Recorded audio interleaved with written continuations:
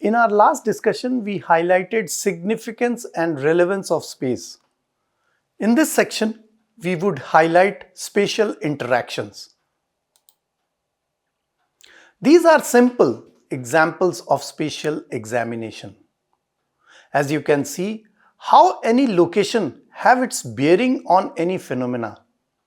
As in the examples shown, for example, the left-hand side diagram is showing the influence area. From any location, it has spatial perimeter, which gives an idea about the significance of the space. You see in the middle image, where within a specific geographic space, we are adding some attributes. For example, number of young people living in that specific perimeter. So here, there are two attributes, two queries which can be answered. One, the spatial dimension, the spatial extent.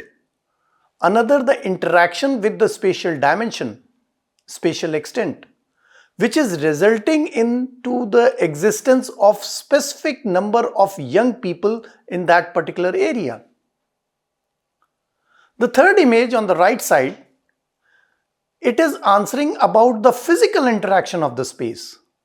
These are just examples, but you can understand the importance of space. In this case, the third example, there is another phenomena which we are discussing here. For example, the floods. The floods is a natural phenomena which result into the spread of water, and the settlement pattern which is existing at that location. This is also another spatial information which we are depicting here. So there are two informations, and these two information can draw inference about number of household families which may be affected during flood times. So again, you would see that this is very crude, very generic example. But how we can use the space, how we can use the spatial knowledge, how we can use the spatial orientation of the phenomena, how these spatial orientation, spatial phenomena are evolving at specific location. If we can answer it, we can address it, we can come up with some kind of spatial information, because information is different from data. Data are some statistics. Information is something related to that data, but can be used effectively for our benefit. So that is what the basic difference between data and information. Information is useful for us. Data not necessarily in crude form may be useful. It will only give some information. But these data would transform into information when we will use it effectively. So in that context, spatial information is in some way very important and very critical. In this slide, some spatial information and how we can transform these spatial information is depicted. For example, spatial aggregation means adding some more information into it. The upper diagram is showing that there might be certain situation prevailing at specific location. The same information we can present it in different way by adding some of the similar phenomena. Here I would say some interaction may be involved and integrated into our spatial information. The bottom example is about the classification or reclassification. The same spatial information with the existence attributes for that specific location, we can make some inferences out of it. We can classify the same result into different way, but the location would remain the same. The information would change with the attributes which are existing at that specific location. So these are good example, but very simple example as to how we can modify, make adjustment, changes and transform the data into information. Here are some spatial languages which will give you a fair idea about spatial analysis procedures. I am offering you some very basic examples, very generic examples, but this will give you an idea as to how space can be utilized for our investigation, for incorporating into our different disciplines to which we belong. For example, one of the spatial language, the keyword is spread. Spread is about the influence area. So for example, we can create a corridor, a buffer in spatial information language of any location. This location can be point, line, area, anyone. So this way we can draw out the influence area of any phenomena at any specific location. The keyword is spread. The second keyword is overlay. Here we would be trying to find intersections of different sets of spatial information. Overlay is nothing but to put one attribute information of any specific location over the another one. So we may draw out some patterns out of it. We may find out common areas. We may find out some dissimilar similar areas in this with this simple exercise, spatial exercise. Another can be abstract, which means that when we are overlaying, we may extract some of the informations which might be common or, as I am saying, uncommon, dissimilar. So I will try to explain it in detail with a very basic example which I would be showing you. So now here you see in this particular slide, I am offering you an example of a simple spatial information science analysis. This simple example of spatial analysis, for one specific geographic space. But within that geographic space, I am showing you three different attributes of that specific location. The first one is about the use of specific land. Now here you can see in the left hand side, it is the land use map which is showing the upper part of the location, upper part of the area is under rice crop. The lower part of the area is under other crops. So this is a land use map which is showing two different kind of use in the agricultural sector. So one is rice crop, another is other crop. Then the second is about the mode of irrigation. We all know that in agricultural activity, you need to supplement the water requirement generally through irrigation. So there is canal. Again, a simple drawing has been done. So there are one canal and one its tributary. So some areas which can be irrigated through canal. Now there is another interesting fact about it. There are certain attributes, spatial attributes associated with this information, the canal irrigation. You know, it's cheaper than the other mode of irrigation. So that way, the farmer or the people of that area would first like to irrigate with canal water because it is cheaper. But we also know that the volume of water in canal varies. The spatial excess of canal water is limited. So not necessarily everywhere canal water can be utilized in this particular case. So some area may not be able to draw water from canal. So these are spatial inferences which I am trying to highlight with this example. Then the third right one side of that specific area, we have some tube wells which are installed there. So naturally, wherever the canal water is not possible, there the farmer would be using the tube wells.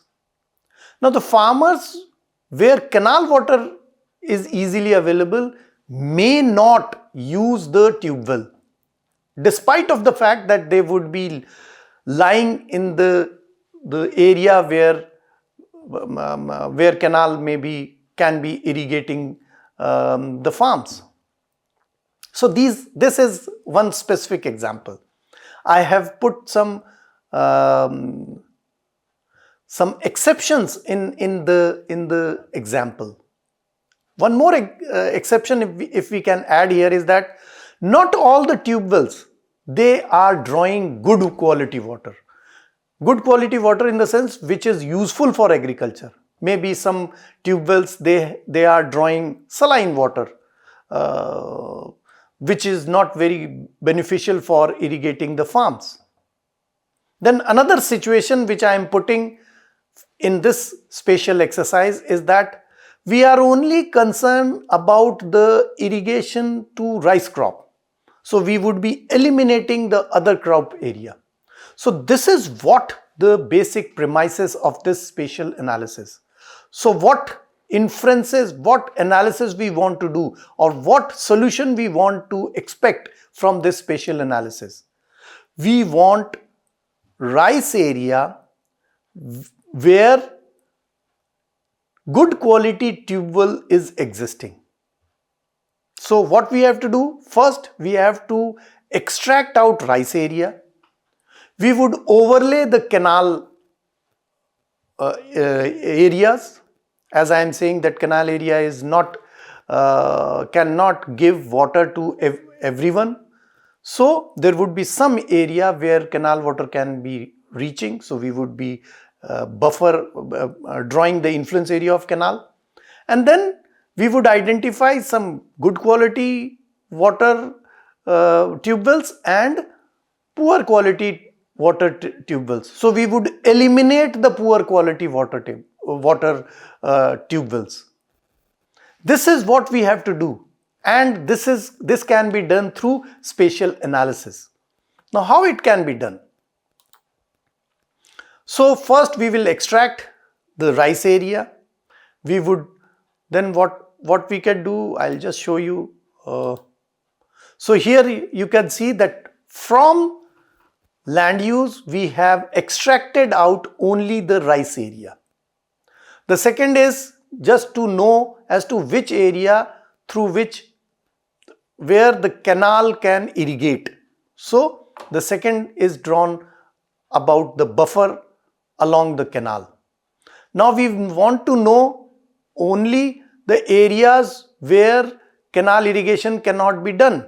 So what we will do, here we would be extracted out the area where canal irrigation is not possible. So what I am doing, I am overlaying the canal irrigated water provided area over the rice field. So this much area here you can see can be irrigated through canal. So these areas is not served by canal water. Now in this image, right hand side, we have good quality water drawing tube wells. Now we want to know that which of the tube wells that can provide irrigation to our remaining rice area where canal water is not reaching. So what we will do, we will overlay this tube well, good quality tube well information on this map, and would try to find out as to which are the area where tube well can provide water to the rice farms. So here these are the areas which is devoid of irrigation from the canal. So we have extracted out the canal irrigated area. So now the remaining area we want to know as to which tube well can give us water irrigation to rice crop. So here when we overlay over the unirrigated rice area with the tube well, we find that's an interesting observation, spatial observation which you can make, that only 3 good quality tube well is actually irrigating the rice area. The remaining are not lying within the rice area. Now in the context of planning, I would say that this kind of exercise is very essential. This will give us an idea as to which are the areas, how we can use our resources effectively. And that is what we are witnessing, that we are building a lot of infrastructure, but there are many resource areas where the infrastructure is not used to appropriate our optimum level. Reason being that the spatial requirement is not being taken good care of it. So that is what this exercise had the objective, and I tried to highlight as to how we can understand the spatial knowledge be used for spatial analysis. So now you have good awareness of space and its significance. You also now sensitized to think about its relevance for any individual, not necessarily linked to the discipline of geography. I mean that irrespective of the discipline, space has its relevance to any and every phenomena under investigation. The inclusion of spatial dimension add value to the significance of the phenomena.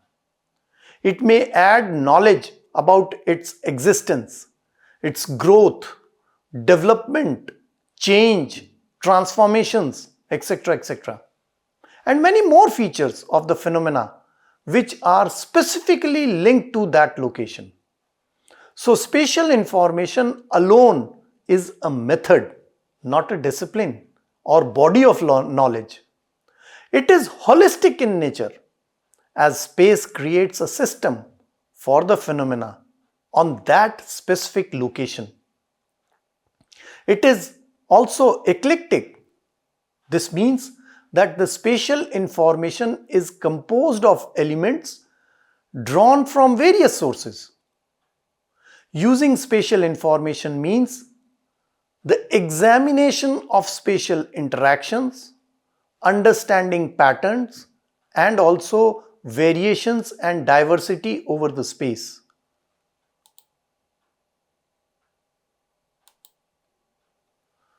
So, space is spatial. The science that studies space relationships among different systems. For example, when we examine the natural systems, we deal with natural phenomena in the context of its location. Natural phenomena has great relationship with the space. Not all the natural phenomena are found uniformly across the geographic space. There is great variation. So in that context, space is spatial when we deal with natural phenomena and natural systems. The space entities have specific geographic location. So these spatial entities, when we are examining or analyzing, the locations are at the core of all our examination and analysis related with spatial entities. The examples I have discussed with you at length now. Another, if space is spatial, when we talk about the people, the society, because every specific location with its specific spatial characteristics, natural spatial characteristics linked to that specific location, the human response is also according to that location, that space, the existing natural phenomena, in response to the existing natural phenomena. So this people, nature, location, man, nature and space, they are interlinked with each other. And all these man-nature interactions, they are evolving a cultural setup linked to that association, that location. You just look into our country, how people, their activities are different in different part of our country. Only because that on each locations, the physical conditions are different. And since the physical conditions are different, the human response is also different. And that is why we have difference, or the cultural activities have diversity. And I would say that this is where I would say that the interdependence of all of these, the cultural activities, the people, the location, the natural phenomena over space, is very much evident in our discussion. I tried to highlight that.